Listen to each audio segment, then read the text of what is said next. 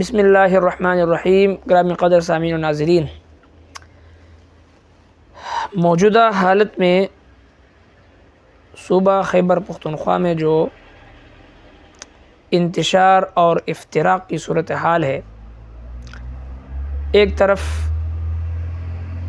مملکت خداداد پاکستان کی ریاست اور ریاستی ادارے ہیں، اور دوسری طرف لاکھوں کی تعداد میں اٹھی ہوئی وہ عوام ہے جو اپنے حقوق کے حصول کے لیے میدان عمل میں آ چکے ہیں۔ اور جب ہم دیکھتے ہیں کہ دونوں طرف انتہائی جذبات ہے اور انتشار ہے، جس کی وجہ سے تو ایسے حالات میں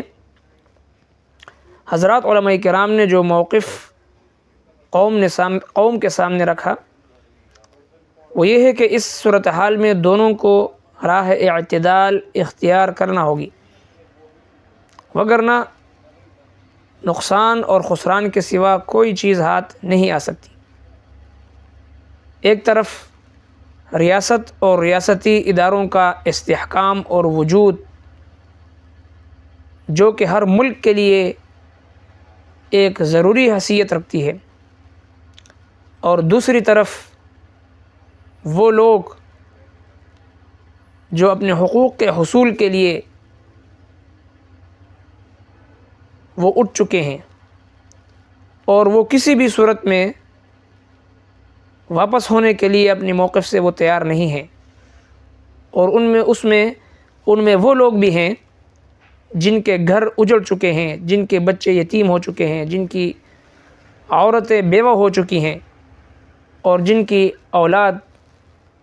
کئی سالوں سے وہ گھروں سے غائب ہیں، جن کی بستیاں الٹ دی گئی ہیں، جن کے گھر اجاڑ دیے گئے ہیں،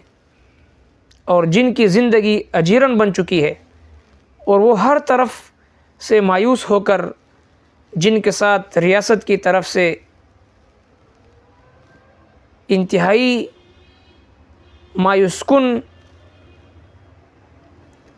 صورتحال کا سامنا کرنا پڑا ان کو، جس کی وجہ سے وہ لوگ ہر طرف سے مایوس ہو کر میدان عمل میں آ چکے ہیں۔ لہٰذا ایسے لوگوں کو جذبات سے دبانے کے بجائے، جن پر تشدد کرنے کے بجائے، ان کو بٹھا کر ان سے بات کر کے، ان سے مذاکرات کر کے، ان کے موقف کو سن کر، ان کے جائز مطالبات کو پورا کر کے اور ان کے جائز حقوق کو ان کو دے کر ہی اس ملک میں اور اس صوبے میں اور اس علاقے میں امن و امان لانا ممکن ہے۔ لہٰذا اس صورتحال میں ہم فریقین کو، ریاست اور ریاستی اداروں کو بھی اور ان لوگوں کو بھی جو اپنے حقوق کے لیے اٹھ چکے ہیں، دونوں کو یہ مشورہ دیتے ہیں کہ راہ اعتدال کو ہرگز نہ چھوڑیں۔ اپنے حقوق کا مطالبہ کرنا، اس کے لیے احتجاج کرنا، اس کے لیے جرگے کرنا اور اس کے لیے جلسے کرنا، اس کے لیے جلوس کرنا، یہ ایک شہری کا حق ہوتا ہے، یہ ایک عوامی حق ہے۔ اور جب ایسی صورتحال سامنے ہو تو ریاست اور ریاستی اداروں کو چاہیے کہ وہ اپنے عوام کے ساتھ بیٹھیں، ان کی مطالبات سنیں اور ان کے جو جائز حقوق ہیں، جائز مطالبات ہیں، ان کو پورا کیا جائے۔ اور یہ جو ناروا سلوک اور یہ جو مایوس کن صورتحال پیدا کی گئی ہے، یہ صورتحال کسی بھی صورت میں اس ملک کے لیے، اس ملک کے باسیوں کے لیے، یہ آگ جو لگائی گئی ہے، یہ کسی بھی صورت میں اس ملک کے اور اس ملک کے باسیوں کے حق میں نہیں ہے۔ لہٰذا ایسے مسائل کو جذبات کے بجائے ٹھنڈے دماغ سے سوچ کر، جو مایوس ہو چکے ہیں جو لوگ، ان کو ان کے حقوق دے کر اور ان کے زخموں پر مرہم پٹی رکھ کر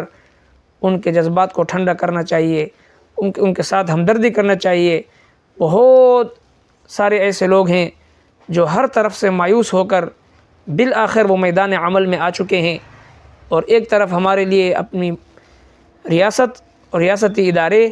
اور یہ مملکت خداداد پاکستان انتہائی بہت اہمیت رکھتا ہے۔ ریاست ماں جیسی ہوتی ہے، لیکن یہی ماں جب سوتیلی ماں کا کردار ادا کرے تو پھر انسان مایوس ہو کر ایسے صورتحال کا سامنا کرنا پڑتا ہے۔ لہٰذا ہم فریقین سے اپیل کرتے ہیں کہ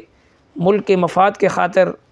اور دینی احکامات کو سامنے رکھ کر، شرعی احکامات کو سامنے رکھ کر افراط و تفرید سے بچ کر، نفرت اور عداوت سے بچ کر، افتراق اور انتشار سے بچ کر، علاقائی اور قومی تعصبات سے بچ کر، لسانی تعصب سے بچ کر، خالص اللہ کے دین کے لیے، خالص اس مملکت خداداد کے لیے اس کو مضبوط اور مستحکم کرنے کی نیت سے راہ اعتدال اختیار کریں، افراط اور تفرید سے بچنے کی کوشش کریں۔ جزاکم اللہ، السلام علیکم۔